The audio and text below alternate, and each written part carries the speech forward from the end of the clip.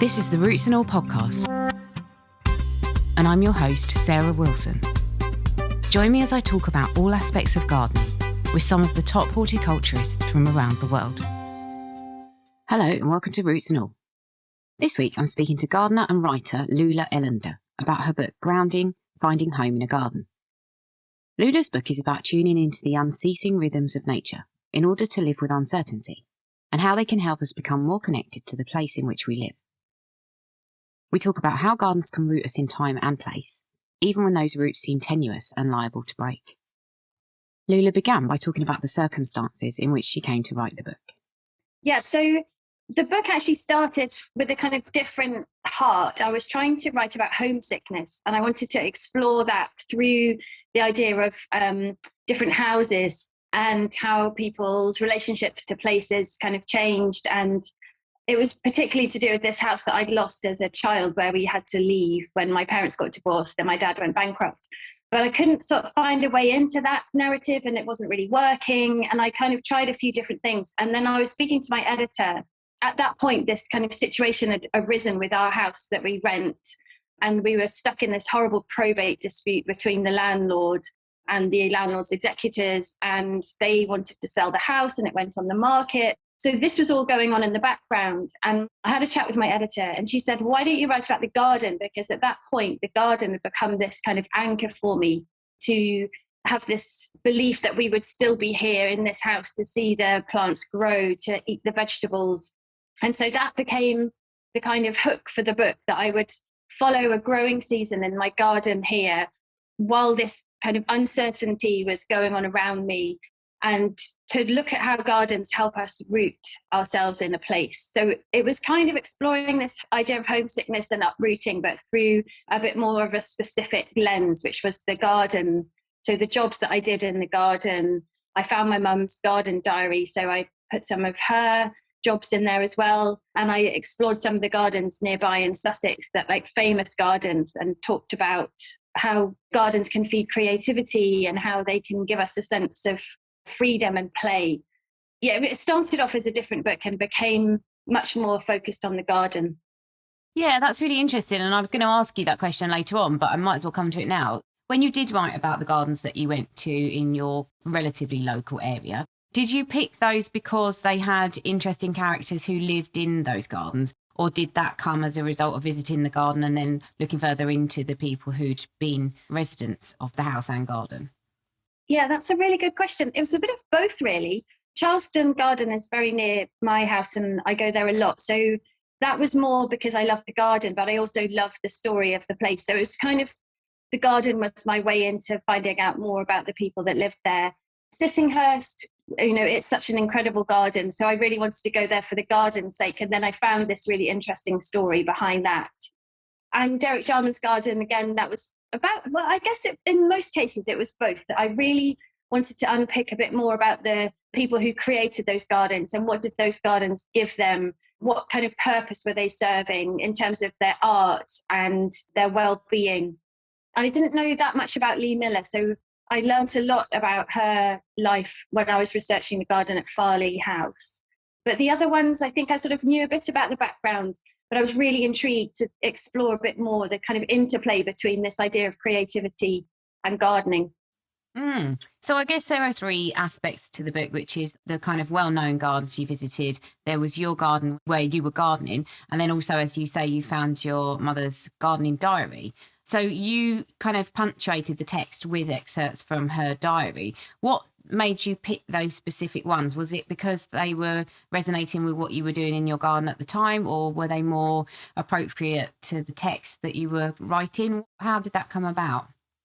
Yeah, that was interesting, because the diary's kind of odd. It's not chronological in the strict sense. So she does it by month. So she has all the jobs for March, but spread over like 15 years. And then all the jobs for April spread over those 15 years. So it was a little bit hard to choose things, because I was kind of flipping forward between the years. But I really wanted it to feel like I was walking in her footsteps. So she died at the same time that the eviction notice was given to us. So it was a really difficult time of great uncertainty, and I was feeling very unmoored and destabilized. But it was lovely to feel that I was doing the same things in my garden that she had been doing. So it was more that I wanted to find things that gave a flavour of what I would be doing and what other readers would be doing in their gardens. I wanted it to feel relatable, but also this kind of sense of timelessness that gardens give us. So in any April over the last 100 years or even longer, someone would have been doing very similar things. So it was more that I picked out things that felt like they spoke to this kind of universal, timeless experience of gardens. And she didn't write in a lot of detail. They were very much just the job she was doing. She wasn't kind of observing things or remarking on them. So I didn't have to sort of elaborate on them. I just wanted to put them in exactly as she had written them. And do you think having that prompt, seasonal prompt of your mother's, do you think that helped focus you in your own garden?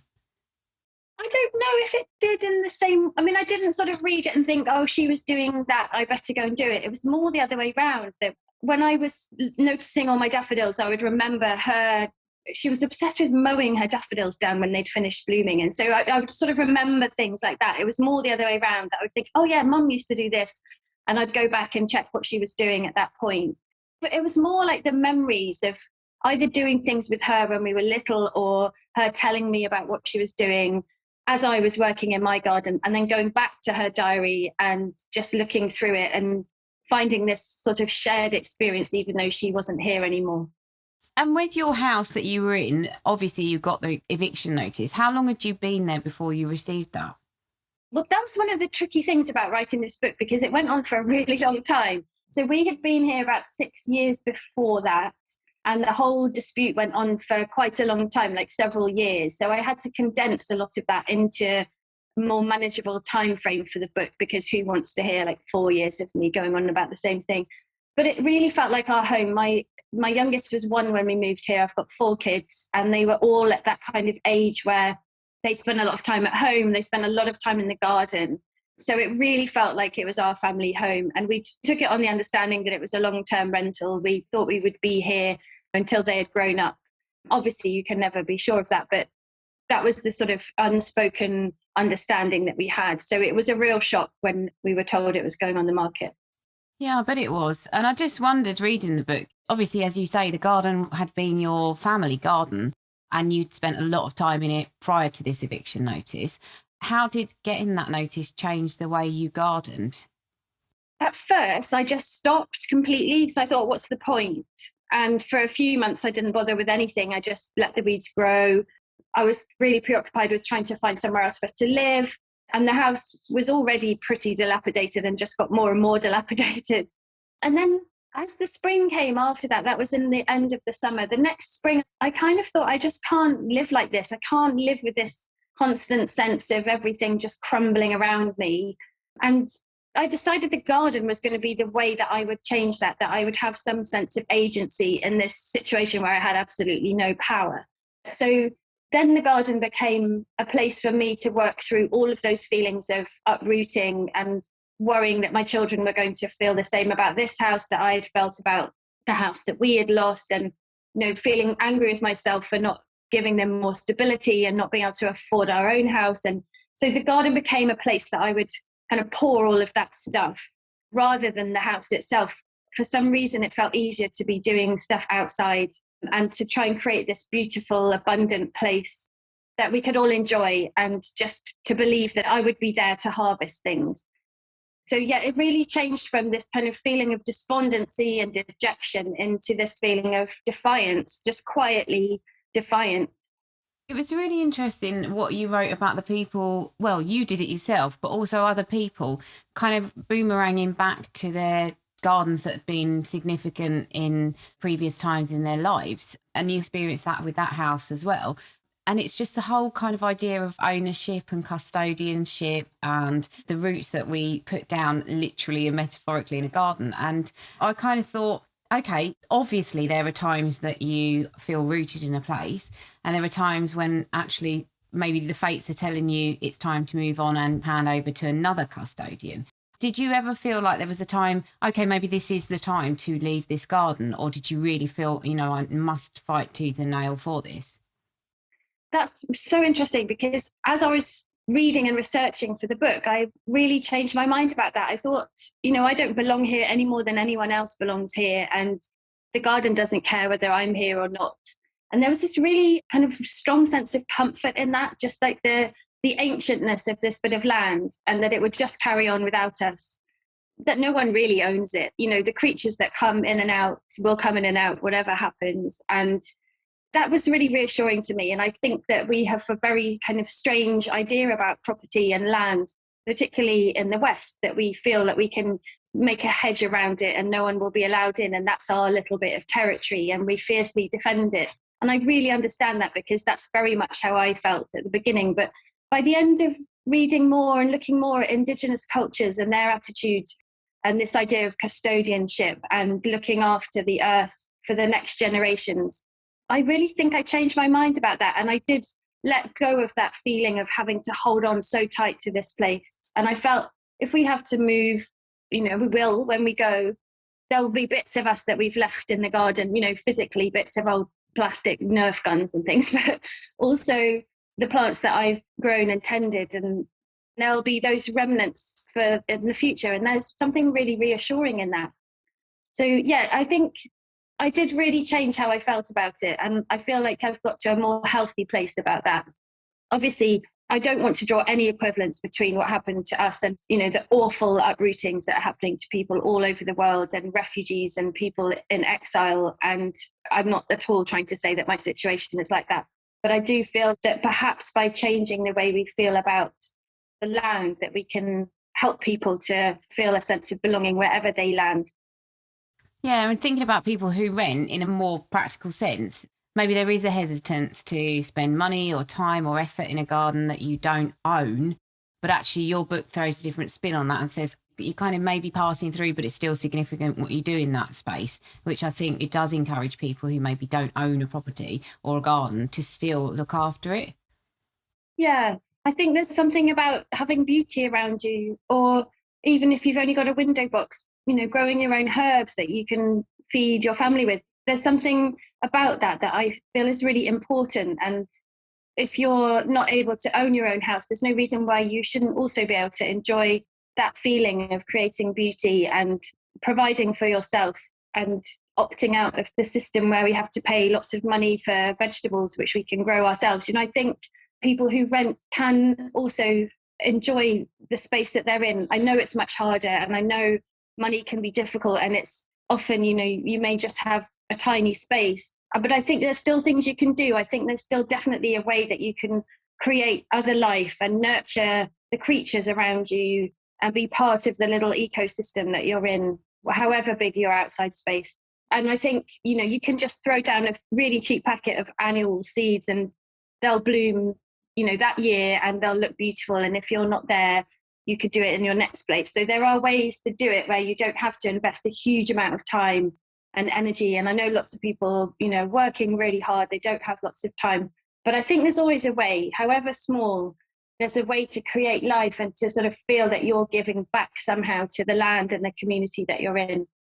And actually, it's interesting you mentioned about the food aspect, because I was wondering too, if maybe you feel a more significant attachment to a garden if you eat it. I don't know whether that sounds a bit bonkers, but the fact that you're kind of, using that garden to create your own, tissue, does that create a deeper attachment? I don't know.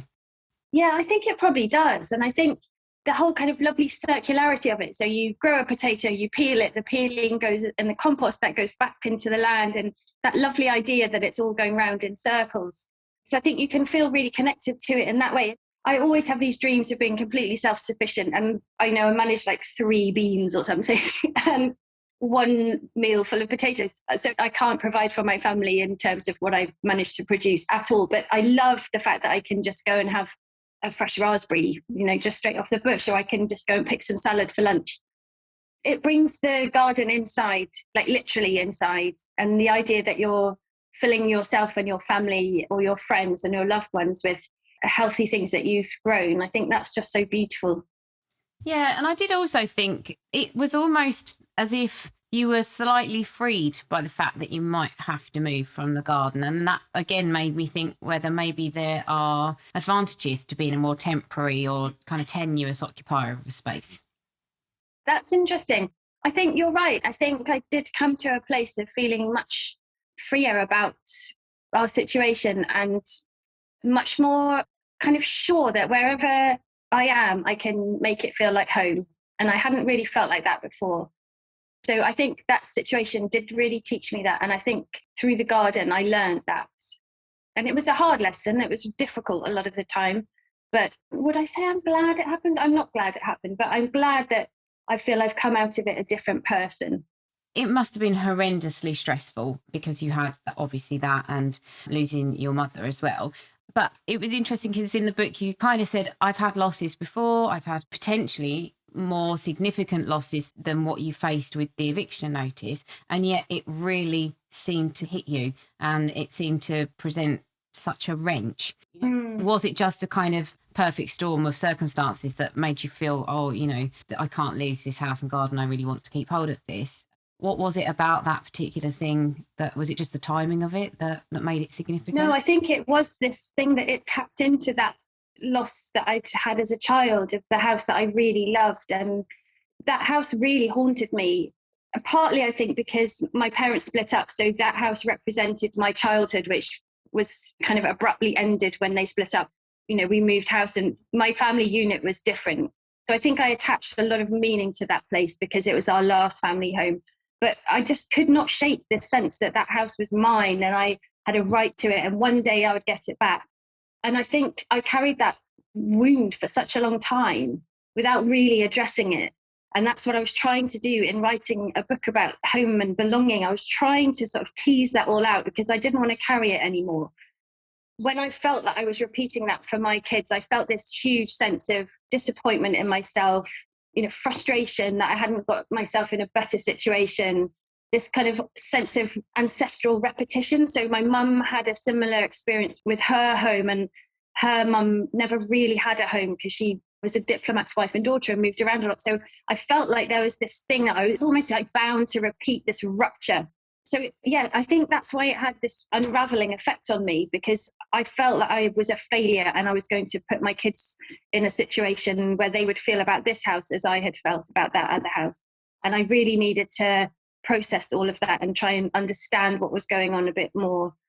So yeah, I think that was it, that it felt like such a huge deal because it automatically took me back to that sense of loss that I had when I was 11. And do you think your children would have felt that sense of loss that you felt? Well, I don't think they actually would, because I've spoken to them. I mean, they haven't read the book. They've sort of picked it up, vaguely interested, but, you know, they'll never sit down and read it. But I did talk to them about it as I was writing it. And one of them said, oh, it would have been really exciting to move. And I thought, oh, God, I've been here like struggling and fighting to preserve us. But actually, you probably would have been fine. And that, again, was quite a relief because their situation is not the same as mine and they would have been fine. My daughter did say that, because she was very little when this was all happening. And I think she said she'd been crying at nighttime a lot and worrying about it, but didn't want to say anything. But that may have been because, you know, she could pick up on my stress. I'm not sure. But no, I think they would have been okay. I think we would have ended up in a much smaller, much more cramped place. So that might have been difficult for them. But no, I don't think all the things I was worrying about and kind of catastrophizing about would have happened. This is a bit of a weird question. Do you ever dream about, because when I dream, I'm asking this because I do it a lot, or not so much now, but I used to. I was always, if I was in a house in my dream, in my childhood home. And I've read that a lot of people kind of do that. Did you ever dream about your childhood home? Yeah, I dreamt about it a lot. I imagined how I would redecorate it when I finally got it back. Yes, very much. What I was really interested in this book is thinking about childhood homes and particularly childhood gardens, because they offer us such a space to be free. And often we are not being watched all the time when we're out there. So it's the one place that we can, you know, just do what we want without grown-ups bothering us. And we can make dens and we can hide and we can create these little homes for ourselves out there. So I was really interested in that idea of how we carry these kind of echoes of our childhood homes and our childhood gardens into the places that we live now. But I don't dream about that house anymore, actually. I hadn't thought about it. I haven't dreamt about it for a really long time. Funny, isn't it? But I mean, that's interesting that you say that, because as a child, you're obviously learning about the cycles of life and death and birth and aging and all the rest of it growing up. And maybe the garden is the perfect place to play that out. And I got that impression from your book that you had played out lots of things through the garden whilst you were gardening, you know, in your head, and come to terms with a lot of things that were going on. Why are they so good, gardens, do you think, at helping us cope with emotions and just making sense of life in general? I think they kind of operate on us on different levels. So there's a lot more scientific research now showing the actual physical changes that happen to us while we're outdoors or in a green space or putting our hands into soil, and, you know, the oils that are released from trees, and the way that being outdoors can just impact on our well-being generally is being much more understood. So I think that's one of those aspects, that we just feel better when we're outdoors in a natural space. And working the soil releases microbes that increase our sense of well-being. So all of those things, I think, are at play. And I think also there's a quiet meditativeness to a lot of the jobs that you're doing out there that enables you to just get into a sense of kind of happy flow of thought, where you're not really thinking, but you are thinking, you're working through stuff as you're maybe, you know, digging out dandelions or potting on some seedlings. There's a kind of slowness to work out there that I think encourages that sense of reflection. And yeah, I think there is this sense of the ongoingness of nature, that things will change. It's constantly in flux. The garden is never the same from one moment to the next. And that's very energizing and very reassuring, because we're just tiny, tiny parts in this really massive system and this big sense of time. I found like that was so conducive to thinking and thinking about my place in the world as I was out here doing these little jobs, and thinking of all the other people who'd worked that land before me and who will work it in the future. And so I think they operate on all these different levels. I think that's why they're so great. And, you know, sometimes I cannot face going out and doing the weeding. I'm not saying I always feel enraptured when I'm out in my garden, but there's something about working out there that just brings on this state of reflection and just happiness. It's just lovely. It's sometimes just the loveliest thing. I just walked past one of my roses today and got this huge waft of amazing scent. And, you know, moments like that when you just think, oh, everything's all right, because I can just stand here and be enveloped in these amazing smells and listen to the swifts overhead. And for that moment, everything was good. A really big thank you to Lulah for talking about her book. And thank you to you, as always, for listening. I hope you find the same solace from a green space, and that it provides you with comfort during the good times and bad. Dr. Ian Bedford is here now, talking about something that I have absolutely no doubt of, that bugs have feelings too. During 2006, Britain's Animal Welfare Act came into force, imposing a duty on the keepers of vertebrate animals to ensure their welfare, and making it an offence to cause them suffering. And as a consequence, we've seen a vast improvement in the welfare of animals that we farm for food, keep as pets, and use for various work purposes. However, until recent years, our interpretation of an animal's feelings towards others and its environment relied on assumptions that were based on how we would feel under similar situations. But nowadays, advancements in science and technology enables us to delve much deeper into the biological processes that sustain an animal's life, and reveal species that we believe, beyond reasonable doubt, experience emotions such as joy, pleasure, pain and fear. Species that we call sentient animals, with elephants, dolphins, dogs and pigs being some of the first to be listed, to more recent ones such as chickens, rats and fish. And now, with science-based evidence that octopus, squid, crab and lobster should be assumed as sentient, more humane ways to process them as food are being proposed. So with these marine invertebrates demonstrating that it's not just the more highly evolved animals that feel emotions, should we perhaps be wondering about other invertebrates? And how might it affect us if we found that the bugs we often kill without a second thought also experienced emotion? could it perhaps change our whole perception of the natural world? And as someone who's studied bugs for most of my life, I do wonder, especially since throughout the world, we currently persecute bugs more than any other animal, and have been killing them in phenomenal numbers, with reports that pesticides eradicate about 3,500 trillion on North American crops each year, and 33 trillion on their roads. But whether we choose to accept it or not, scientific research is finding that certain insects could indeed have an ability to experience emotion, and the evidence for this is continuing to mount.